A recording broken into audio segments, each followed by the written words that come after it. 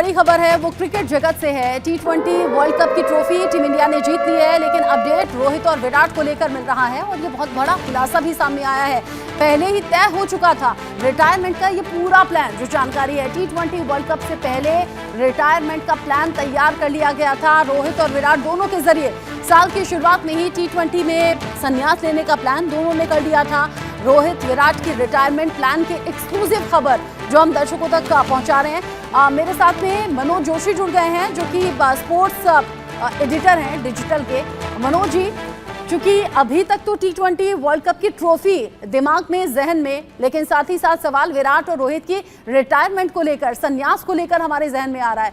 आप कह रहे हैं, आपकी एक्सक्लूसिव खबर है कि ये प्लान पहले से हो चुका था। ऐसा नहीं है कि टी20 वर्ल्ड कप की ट्रॉफी जीती और फिर जहन में आया हो।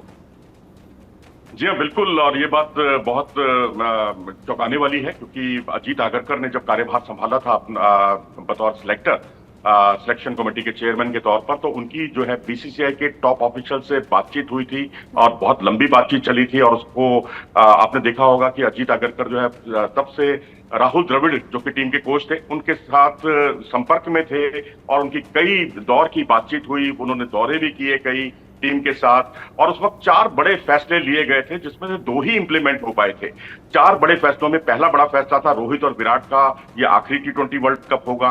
रोहित को लेकर कोई डाउट नहीं था, विराट को लेकर डाउट था कि वो खेलेंगे भी या नहीं खेलेंगे, उनको खिलाया भी जाएगा या नहीं खिलाया जाएगा।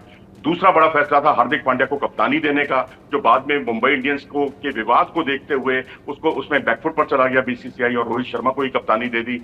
तीसरा बड़ा फैसला था शुभमन गिल को ओपनिंग कराने का, क्योंकि शुभमन गिल और यशस्वी जायसवाल का प्रदर्शन उतना अच्छा रहा नहीं उसके बाद, तो इसलिए उनको खारिज करना पड़ा। और चौथा जो बड़ा फैसला था वो था कि टीम इंडिया में जो लेफ्ट आर्म स्पिनर्स हैं वेस्ट इंडीज में, क्योंकि बहुत कारगर रहे हैं, तो तीनों लेफ्ट आर्म स्पिनर्स को खिलाया जाए। ये भी पहले से इसकी भी पटकथा लिख दी गई थी। तो पहले मुद्दे पे आते हैं विराट और रोहित का, क्योंकि रोहित को लेकर कोई आशंका नहीं थी, कोई डाउट नहीं था। लेकिन रोहित तुरंत इस प्रपोजल के लिए राजी हो गए कि ठीक है, मैं तैयार हूं, आखिरी मेरा टी20 वर्ल्ड कप होगा। लेकिन विराट कोहली क्लैरिटी चाहते थे कि क्या उनका टीम में सिलेक्शन होगा। सबसे पहले तो यही मुद्दा था, क्योंकि इसके पीछे की जो कहानी थी वो ये थी कि विराट कोहली का स्ट्राइक रेट बहुत अच्छा नहीं था और इसी बात को प्रूव करने में वो लगे रहे आईपीएल में। और आईपीएल में उन्होंने वो स्ट्राइक रेट दिखाया जो आज तक इससे पहले कभी नहीं दिखाया। 155 का उनका स्ट्राइक रेट था। तो इसके अलावा ये भी तर्क उस समय दिया गया था सिलेक्टर्स की तरफ से भी और बोर्ड ऑफिशियल्स को कि अपनी एक रिसर्च टीम होती है। उन्होंने ये कहा था कि विराट कोहली का परफॉर्मेंस, क्योंकि वेस्ट इंडीज में इससे पहले बहुत अच्छा नहीं रहा है, उनकी अनुकूल नहीं रहा है, तो इनको क्यों सिलेक्ट किया जाए। तो उसके बाद इनको क्लैरिटी दी गई और कि भाई अगर आखिरी आपका टूर्नामेंट है तो आपको जरूर मौका इसमें मिलेगा खेलने का। तो ये एक चौंकाने वाला तथ्य सामने आया है। जी अच्छा, ये चौंकाने वाली खबरें हैं, लेकिन अंदर खाने जो आपके सोर्सेज हैं उनके हवाले से खबर कंफर्म कि पहले से फैसला हो गया था और अब साल की शुरुआत में ही इस तरह की स्ट्रेटेजी पर बात हुई थी कि ऐसा होगा। In case Manoj ji, in case अगर हम चूक जाते ट्रॉफी से तो भी क्या संन्यास वाला फैसला बरकरार रहता? जी हाँ, बिल्कुल बरकरार रहता, क्योंकि ये इस बात के लिए आश्वस्त कर दिया गया था। इनसे एक तरह से मंजूरी ले ली गई थी इस बात की कि ये आखिरी टूर्नामेंट होगा इनका, तो ये पहले से इसकी पटकथा लिख दी गई थी।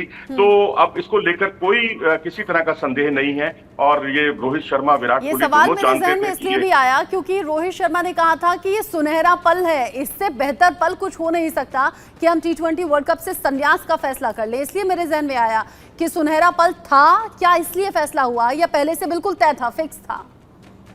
देखिए, दोनों बातें हैं। सुनहरा पल तो था ही, कोई भी टीम वर्ल्ड कप चैंपियन बनती है तो उससे बढ़िया सुनहरा पल कोई नहीं हो सकता। और रिटायरमेंट, अगर आप अपने पीक पर पहुंचकर रिटायरमेंट लेते हैं तो उसका महत्व कई गुना बढ़ जाता है। अब आप देखिए इस सूची में मैं तो समझता हूं कि सचिन तेंदुलकर से भी आगे निकल गए ये दोनों दिग्गज, क्योंकि सचिन तेंदुलकर भी अपने आप को क्रिकेट से अलग करने का मोह नहीं छोड़ पाए थे 2011 के वनडे वर्ल्ड कप चैंपियन बनने के बाद भी। और उसके बाद उनके प्रदर्शन में गिरावट भी आई और उनका औसत भी बुरी तरह से गिर गया था, 53 पर आ गया था, जो 55 प्लस का उनका औसत था। तो मैं समझता हूं कि अगर आप पीक पर रहकर अलविदा कहते हैं क्रिकेट को, और यहाँ तो टी20 एक फॉर्मेट का मामला है, एक फॉर्मेट से हटे हैं, तो क्योंकि इस फॉर्मेट में कई खिलाड़ी दिग्गज उभर कर सामने आ रहे हैं, इनके रिप्लेसमेंट्स तैयार हो गए हैं, तो मेरे ख्याल से इनके फैसले का हमें सम्मान करना चाहिए। और ये बोर्ड का और इनका दूरदर्शिता उन्होंने जो दिखाई है। आपने सचिन तेंदुलकर का जिक्र कर दिया तो मैं भी इसे आगे बढ़ा देती हूँ। मैं इससे पहले जिक्र करना नहीं चाहती थी। सोशल मीडिया है, पब्लिक डोमेन में आप जानते हैं कि हर तरह के कमेंट्स वहां पर होते हैं। कुछ लोग कहने लगे T20 वर्ल्ड कप में मिस करेंगे विराट और रोहित तुम्हें, कुछ कहने लगे कि बेहतर फैसला है, कुछ कहने लगे कि ये तो सचिन तेंदुलकर से भी आगे निकल गए, वो ये फैसला नहीं कर पाए थे लेकिन इन्होंने कर लिया। तो ये मिली जुली सी बातें हैं, आप भी कह रहे हैं। और सबसे बड़ी बात ये, जो यंग हुनर है, जो यंग प्लेयर्स हैं, उन्हें मौका मिलेगा, जो कि एक बड़ा इनिशिएटिव है, अच्छा इनिशिएटिव है जो विराट और रोहित के जरिए लिया गया है। बहुत शुक्रिया मनोज जी मेरे साथ में जुड़ने के लिए और ये सभी जानकारियां, एक्सक्लूसिव जानकारी